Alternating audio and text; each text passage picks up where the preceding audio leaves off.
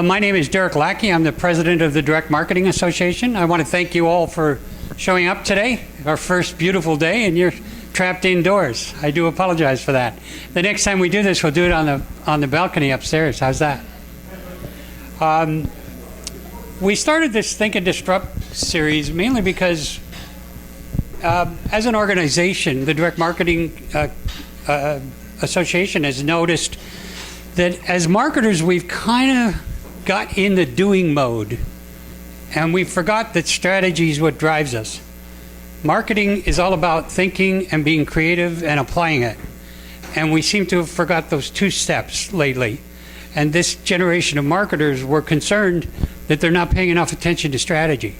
So what these sessions are all about is strategy first. So you'll see less tactical stuff. You'll see some, because every strategy needs good tactics.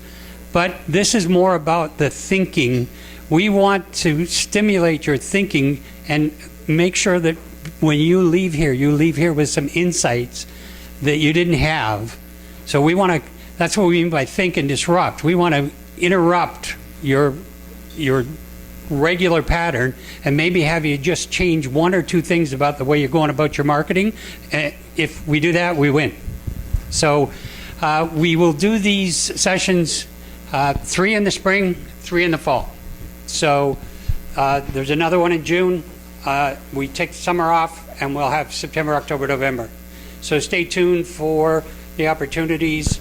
You know, we got 2 great speakers, or 2 great, a good speaker and a great panel talking today about digital fraud and digital advertising and what's going on.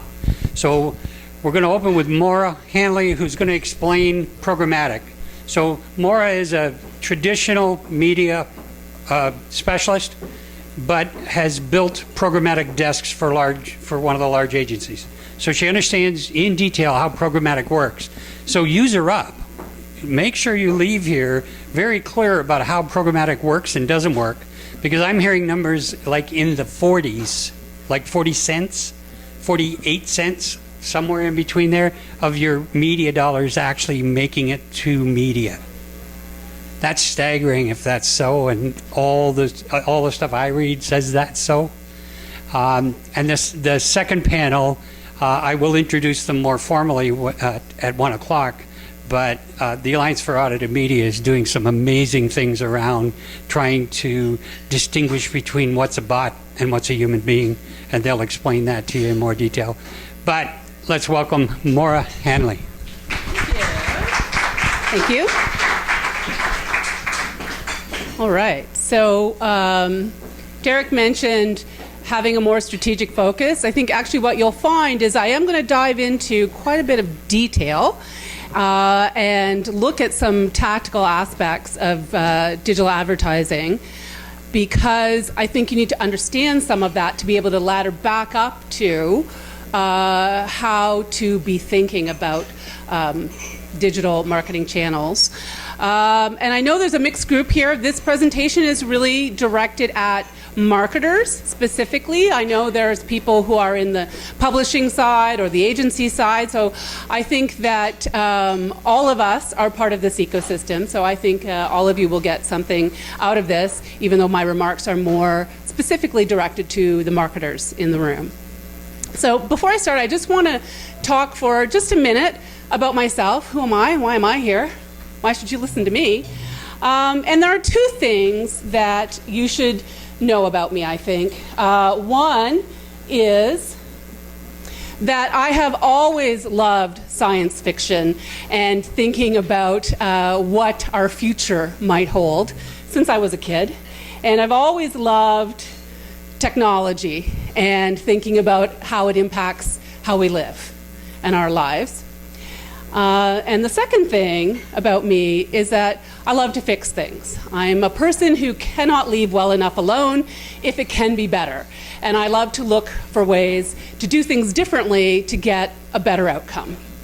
So knowing that about me, it's probably not surprising that I got into digital marketing. And in fact, I booked my first online ad in 1994. This is not the actual ad. I did not have the prescience to do a screen grab at that time. But this is kind of what it looked like, because I worked at Unitel, which was one of the first long-distance, the first long-distance competitor to Bell. And I negotiated a sponsorship of a dial-up bulletin board, a chat room. And what was interesting about this experience in 1994 was when I went on to check our ad and see the sponsorship come up and the conversation, that once we started sponsoring it, there was a lot of conversation and controversy about a brand suddenly appearing in this environment. So I learned in 1994 that brands participating in social networks open themselves up to the public commenting on their activity. So that was an important early lesson, and I kept learning throughout my career. So just a quick timeline. I spent a great deal of my career at MBS, then Mediacom. I launched both the direct response and I launched the digital division in 2000. So that was early days, lots to figure out in terms of ad serving and later search and later social. I've joined the board of directors of the IAB in 2005. I'm on the board now. During my time at Mediacom, I had the good fortune to work with a lot of very big clients on early digital initiatives, so such as P&G, Canadian Tire, TD Bank, Expedia, and so on. I did a stint as a consultant at Click Health and helped them set up their media department as they were scaling. More recently was at Havas Media as the GM for Canada. And last year, decided to go out on my own and launch Evincive Digital Diagnostics, because, as I said, I've been learning about digital advertising for many years. I've learned a lot of things the hard way, so I figure, why should you learn the hard way if I can act as a consultant and help marketers, shortcut the problems and get on to realizing real results. So that's enough about me. What we're here to talk about is digital advertising a waste of money? So that's a bit of a cheeky title, because we know that there are lots of success stories, of course. Endy is a great Canadian success story, just only launched in 2015. If you've read anything, any of the articles or interviews from the founder and CEO, he talks a lot about his investment in social media, including Facebook. And they've experienced 300% year-over-year growth since 2015, and were recently acquired by Sleep Country for $88.7 million. So that's a big success story, and digital advertising had played a real part in that. But you can also look at local, more traditional type brands, retailers like Mark's Work Warehouse. They won a Bronze Lions at Cannes in 2017. A very cool campaign. They worked with the Weather Network and got a direct feed of the weather and used that to drive targeted advertising that was tied to promotions. So when the weather got to a certain degree cold, they promoted a % off of their warm winter clothing. So really smart harnessing of original first-party data, and they saw a 21% increase in year-over-year sales in areas where the campaign was active. So, and I could go on, and I'm sure lots of you have been involved in campaigns that were really amazing and really drove real business results. However, there is a lot of opportunity for waste in this ecosystem. I'm sure all of you have seen this slide. It's been going around for a few years. It gets updated. I've seen simpler ones. I've seen more complex ones. And this is really all of the players within the digital advertising ecosystem, in particular in programmatic, but also search and social. So there are a lot of players between the marketer and the publisher and ultimately the consumer. So there is lots of opportunity for bad actors. There's lots of opportunity for human error. There's lots of people taking a cut of the transaction. right? And so, I want to just talk about looking at what's happening in here, right? And where is your money most at risk? So when I say your money at risk, obviously we're talking about a marketing budget, right? We're talking about a marketing budget and potential waste. But what happens when you waste a portion of your marketing budget? Your campaign is not as successful, your brand is not as successful, you are not as successful. So what's at risk? Your marketing budget, maybe a bonus, maybe a promotion, maybe your job. So I think, when I talk about risk, I think the risk is real in terms of wasting money. And, as I showed you in that slide, there's a lot of moving parts. We could talk all day about where things can drop off and go wrong. But I've kind of, in the interest of time, because we only have a short time today, bucketed some of the main areas in terms of where is your money most at risk. So I want to talk a little bit about fraud, targeting, and data, okay, as kind of three big buckets that we can unpack and look at problems and solutions too. I won't leave you just with all the horror stories, don't worry. So fraud takes many forms. So we have situations where there is no ad, for example. So an ad is served into just a 1x1 pixel, or ads are stacked behind each other. They're never seen by anyone. We have situations where there is no person, right? There's bots, for example, clicking, not real people, or even sometimes there's real people. I was reading an article just yesterday about click farms, right? And in places like China and India, where it is actual people just liking things, looking at things, clicking things, signing up to things. And this happens across every kind of device, right? This is a browser situation, but it's also a mobile situation.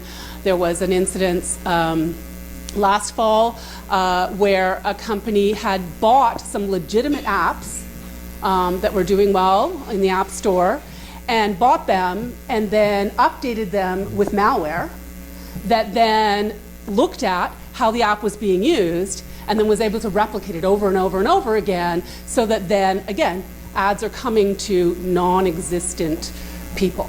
And then, of course, the situation of no site, right, where the site has been hijacked, pirated, ghosted.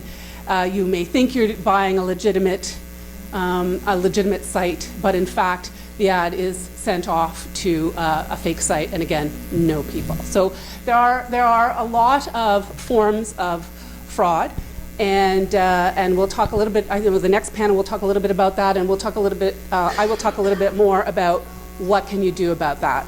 The second bucket I mentioned was targeting. So targeting seems pretty simple, right? This is what we've been doing in marketing since forever, right? You got to get the right person, the right place, and the right time. Pretty straightforward. But the fact is that you waste money on the wrong person. Not just fraud, because I just talked about that. So the wrong person can be nobody. The wrong place and the wrong time. So what do I mean by that? So one of the ways in which you may be reaching the wrong person is due to a misalignment between what your business target is and what your media target is. And I'll talk a little bit more about that. But you often are developing personas, which are really powerful for creative development, right? You have a business target in terms of understanding who you think is going to buy your product, how that gets translated into a media audience in terms of actually setting up an audience in Facebook or an audience in AdWords can be different, and there really needs to be a dialogue around that. And also over-reliance on weak third-party data. So I will talk a little bit more about that, but certainly I'm sure you all have examples of getting inappropriate ads, right? In terms of, why did I get this ad? I know for me, my sister in Ottawa bought a car, And I wanted to check out her car. I wanted to see, tell me, I want to know more about this car she bought that she loves so much. So I went on one site one time to just check out that car. And I received all kinds of automotive ads in the following weeks. So you think about that as obviously that's third-party data, right? It was picked up that I went there and did that. But one instance does not make me an auto intender. I am not in the market for a car at all. I'm the wrong person, right? So, and we'll talk a little bit more about third-party data because it is under siege, let us say, right now, and something that marketers would do well to rethink. In terms of the wrong place, environments that are unsuitable or unsafe for your brand. So a lot of people talk about brand safety. I mean, that can mean in the worst case that your ad is showing up somewhere really inappropriate, that is offensive to consumers and really damaging to your brand. But it can also just mean really the wrong place, somewhere that's just contextually quite unsuitable, right? And that the audience will not really be receptive at all to your message in that context.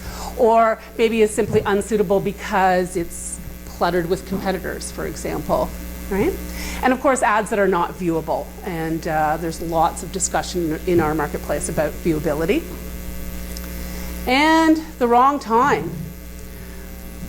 Oh, did I go backwards? Here we go. So one is excessive frequency. This is something that really bugs me.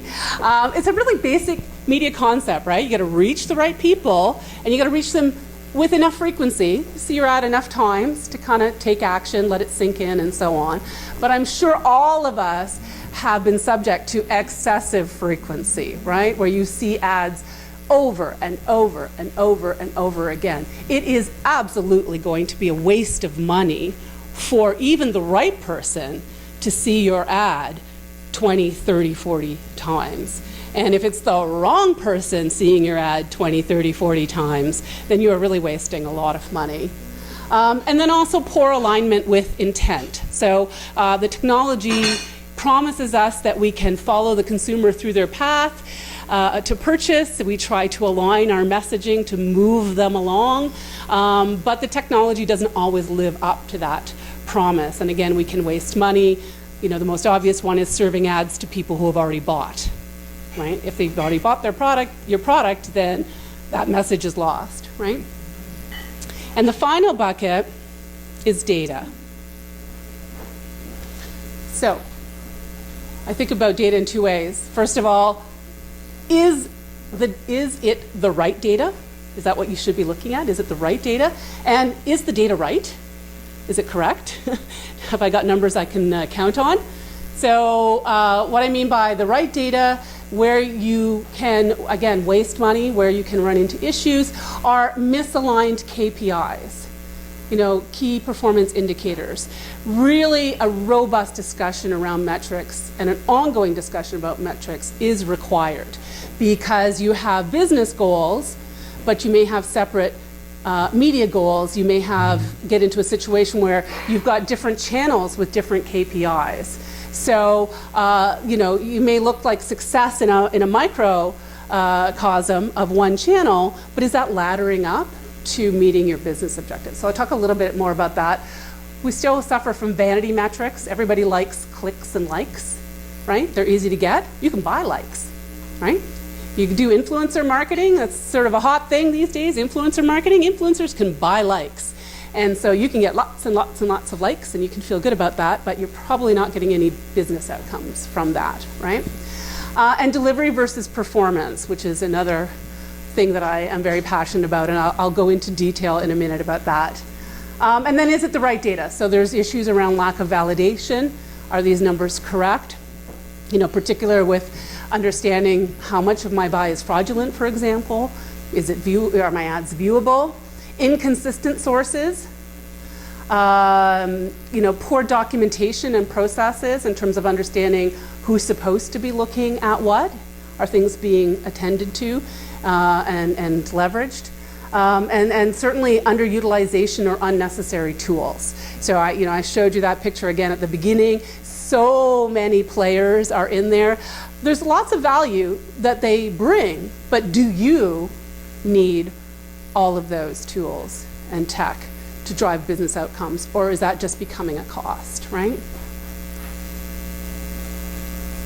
So certainly getting the data right is really core to optimizing your return on your investment and minimizing risk. So if these are the three big buckets of potential waste, how do you make sure that your digital advertising dollars are working for you? So I want to share some, and by no means exhaustive list, but some of the things that I think that marketers could pay closer attention to drive better results. So let's talk about fighting fraud. Let's talk about rethinking targeting. And let's talk a little bit about getting data right.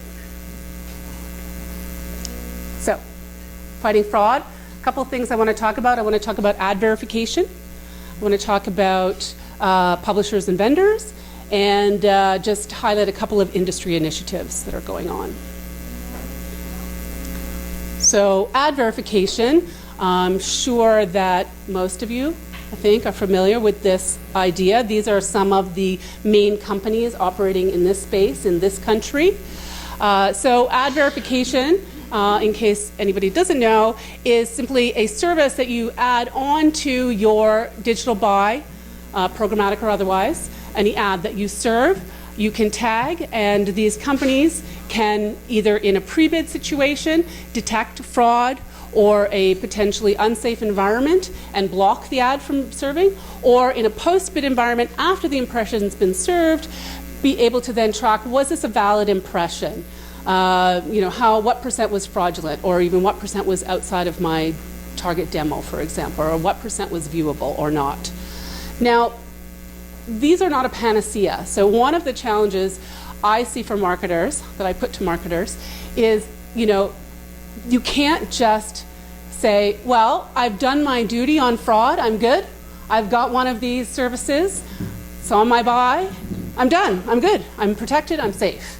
That simply isn't true. It's not a panacea. It's something that you should do, you could do, but it's not the only thing that should be happening on your buys. And it's certainly not something that you should set and forget, because especially in the post-click situation where you're going to be getting information about ads that have been served in inappropriate places, you need to do something about that. That's great. Oh, great, 5% of my buy was fraudulent, or 20% was not viewable. What are you going to do about it? Are you making whitelists, blacklists, changing how you're buying, rethinking how you're buying? So, and also you should know too that each one of these measures slightly different things and measures them in very different ways. So, so an important piece of fighting fraud, but not the beginning and end of it.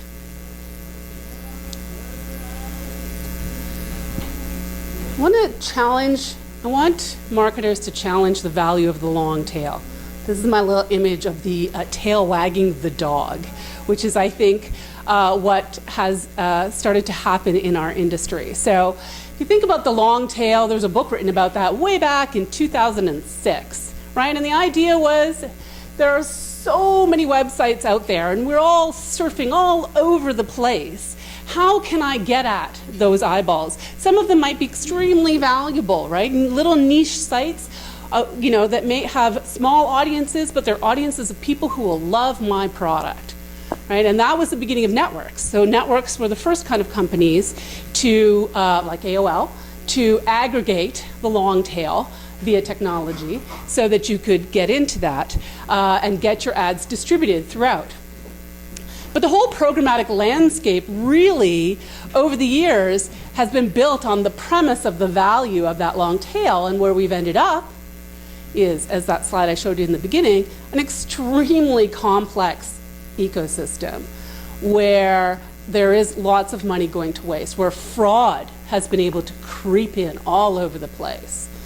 And, the text tax, as Derek said, right, estimates are 45%, 45 cents on every dollar you spend in media is going to tech fees across various vendors, including those ad verification vendors that I showed in the slide previously. So I think marketers need to challenge the value of this. It's cheap, and it seemed like a good idea, but a lot of fraud has come in, and a lot of opportunities, again, to be reaching the wrong person, wrong place, wrong time, right? So, think about what you're getting out of that, what you're paying for that, and what is the real return on that investment versus something that is more direct, let's say, more contextually relevant, more premium, spending a larger amount of money with fewer players, as opposed to trying to shotgun across the internet. And part of that thinking is considering supply path optimization. So again, a bit of a buzzword in our industry, people are talking about that. Generally what's meant by that is if you think about programmatic on the buy side, right?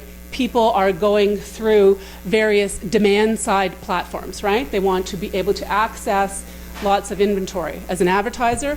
And on the publisher side, supply side platforms, publishers would like to see their inventory available in as many places as possible. But then again, what that means is that complexity, right? That you may be even bidding against yourself, that you can't control, you don't really understand your reach, you can't control frequency. So that's kind of where supply path optimization is really grounded. But I would say, take it up a level, and again, just think about, can I reduce the number of steps it takes to get from my ad to the consumer, right? Sometimes less is more, especially if you want to fight waste, right? Fight fraud, get that right person, right?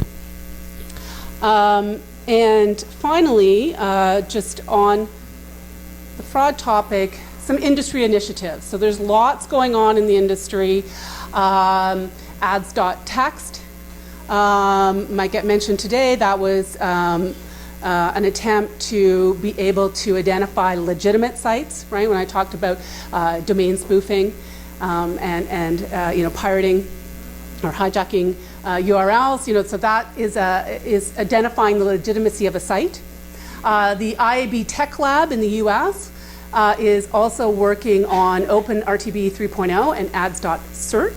So ads.cert, rather than identifying the validity of a site, is an attempt to identify the validity of the actual impression.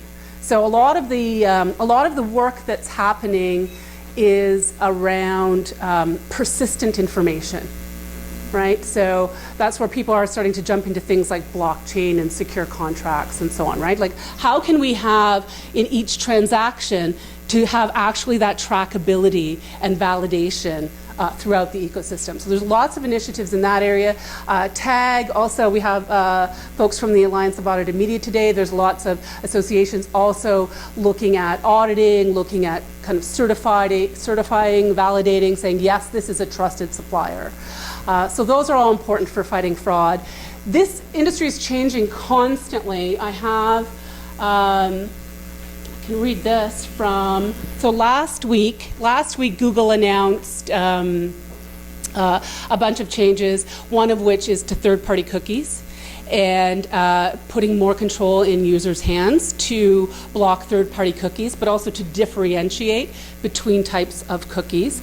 So unlike some of the other browsers, so that would be Chrome, is Google, Firefox, and I think there was one other one, have actually completely blocked third-party cookies. It's actually a default. And so you would have to unblock cookies. So we talk about targeting being cookie-based. That's a big industry initiative that's happening, and the players are doing that. And then Facebook as well. This was, I think, just yesterday. I'm going to read I need to read it. Yeah, Facebook. So this is just from Ad Age yesterday. Facebook is preparing advertisers for the Clear History tool that will let people erase their personal data from the social network, affecting ad targeting. On Tuesday, Facebook announced the long-awaited Clear History feature, which would roll out in the coming months. It will allow users to delete data that the social network gathers from websites and apps outside of Facebook. No longer use that data for advertising. Because all of you know, right? You've seen that where you Google something and then you get an ad in Facebook, right? So there's lots of sharing cross-platform of data. So when someone disconnects their off-Facebook activity, we won't see the data. They clear for targeting. Right? Facebook said on a blog on Tuesday, so this is just new news this week. This means that targeting options powered by Facebook's business tools can't be used to reach someone with ads. So some of Facebook's most popular marketing technology, like Facebook Pixel and custom audiences, could be rendered useless if a person erases their tracks. Brands use the Pixel computer code to tag a user when he or she visits their websites and then hits them again with an ad when they're on Facebook. If people clear their pixels, they won't be accessible that way again unless they go to the website again and rebuild their history. So I just want to mention that just by way of saying that there is a lot of attention right now in the industry to fight fraud and also to protect users' privacy and restore trust. And those activities are changing by the week. And then rethinking targeting. So obviously the news I just explained is going to impact potentially what's being done in targeting in digital media. So your marketing target, that's pretty straightforward, right? Who will buy, when and why and how many. You set that up. Traditional media targets were pretty broad, right? Pretty simple discussion. But marketing targets, digital targets are a little more complex. And again, just like I said about challenging the long tail, I think there's been a great promise with programmatic and with digital marketing, with the technology we have, that we can do all kinds of hyper-targeting and one-on-one targeting and all kinds of interesting segments and dynamic creative, so we serve exactly the right ad to the right person at the right time. And I just want to challenge that, again, because this is called Think and Disrupt. So I want to challenge that idea. Yes, it can be very powerful, but it really requires an ongoing dialogue, as I mentioned before. There really needs to be a more robust discussion between the marketer and the buyer, whether that's in-house or an agency, doesn't matter. There's got to be a robust, ongoing discussion about targeting and audiences, right? Because too tight targets can lead to underspending, actually. You just can't find that many people, right? Or worse, you find them because actually they're not people. You're inviting fraud, right, in your quest to fulfill such a niche target. Segments based on you need to make sure segments based on third-party data are paying out. So I've talked about that quite a bit, right? Are you really getting what you paid for? Are these valid consumers?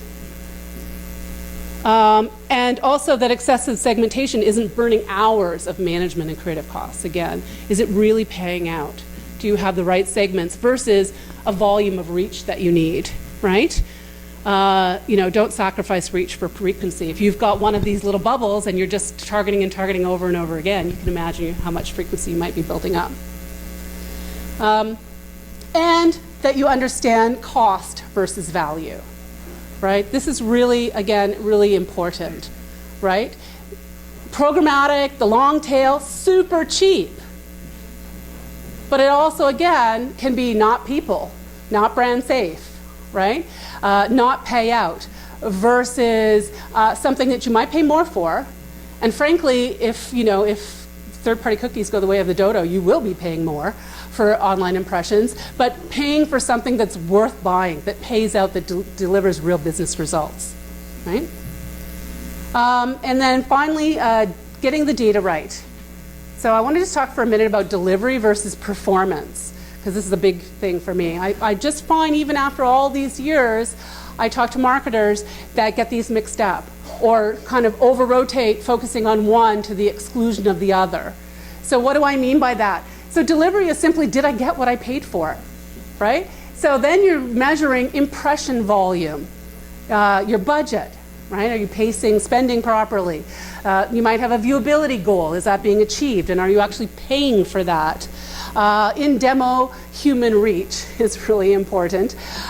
So those measures are very important to understand, are you getting what you paid for, right? Are you getting value for your dollar, right? And are you holding vendors accountable and publishers accountable for achieving these metrics, right? And so there are leverage, that you have there in your negotiations to make sure that you get what you paid for. But getting what you paid for, an impression count or even a click count, is not performance. Performance is, did it do what I want it to do, right?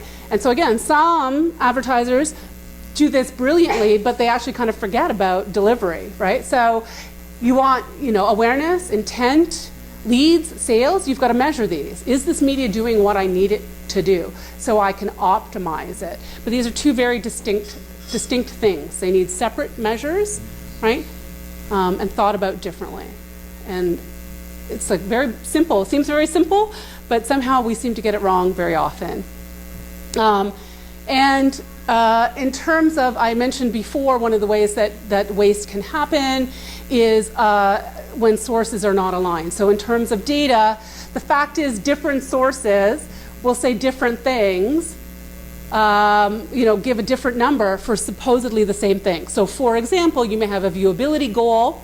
You may have a third-party verification service. It tells you this many ads were viewable. You talk to the publisher. They have a different supplier. They also have a viewability count, not the same number.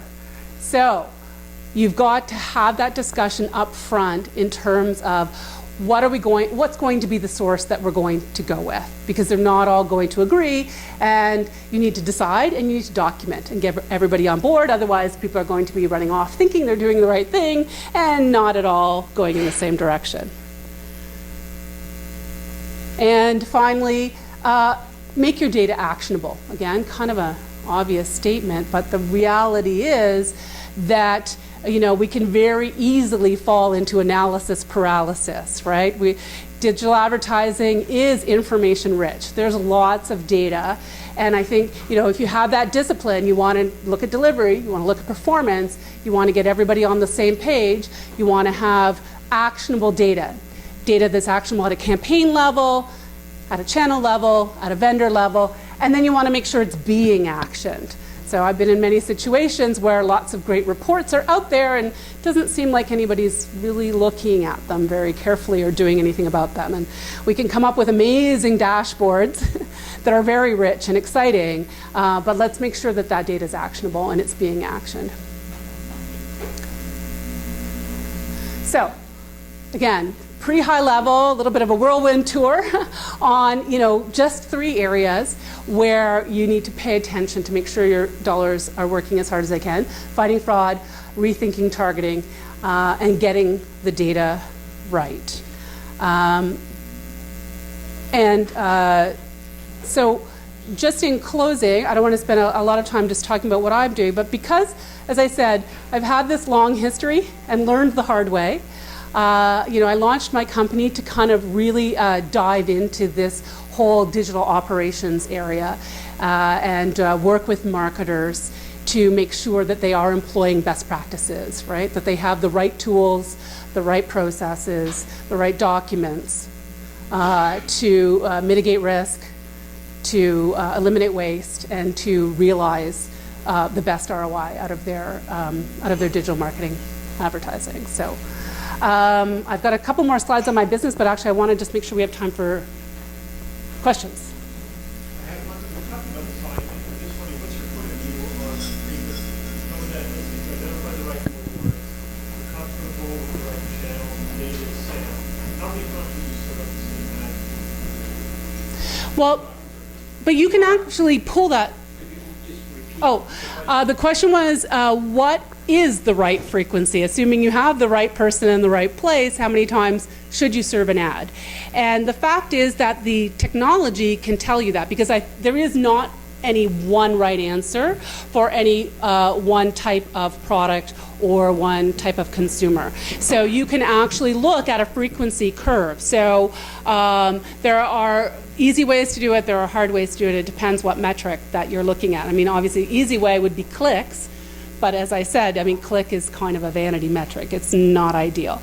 But certainly there are tools and dashboards and analytics that you can employ to look at a frequency curve and say, what is the right frequency? Because I've seen right frequencies as low as 5, 6 times, 9 times, but it may pay out to show an ad 15 times. It's also the duration, right? Is that over a month or a week or a day? So there's not one size fits all, but there are ways of analyzing the data to look at the frequency curve against response, right? Against outcomes for your campaign.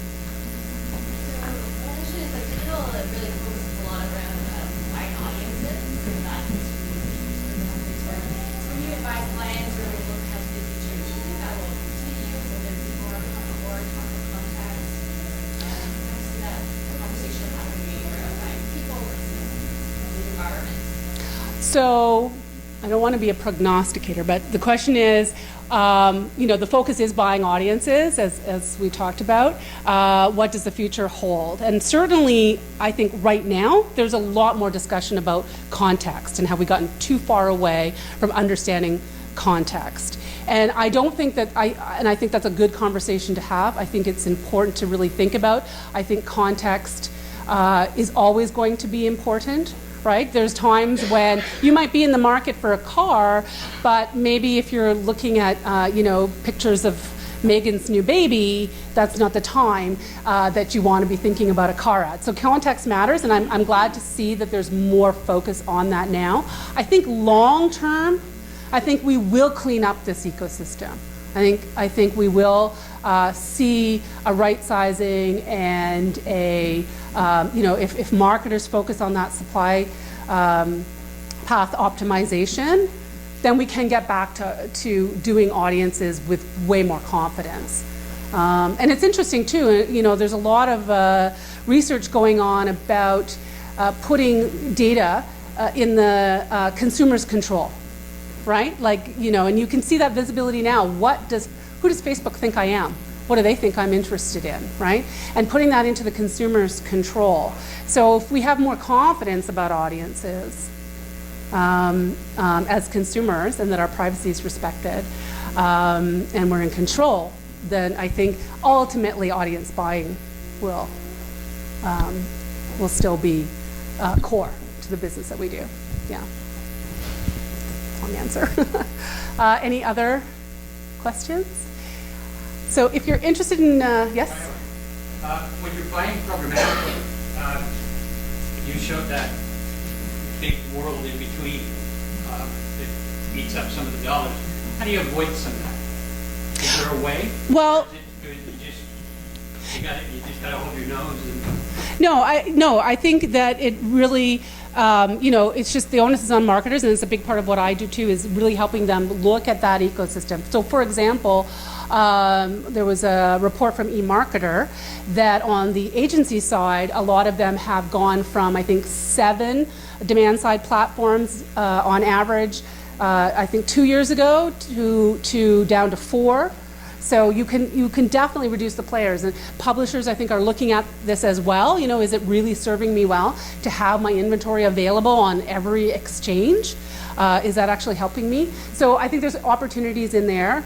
And then just really thinking about what tool is right for you. It's very easy to be convinced that, well, everybody has this, so I need it too. You buy traditionally as well as programmatically. Is it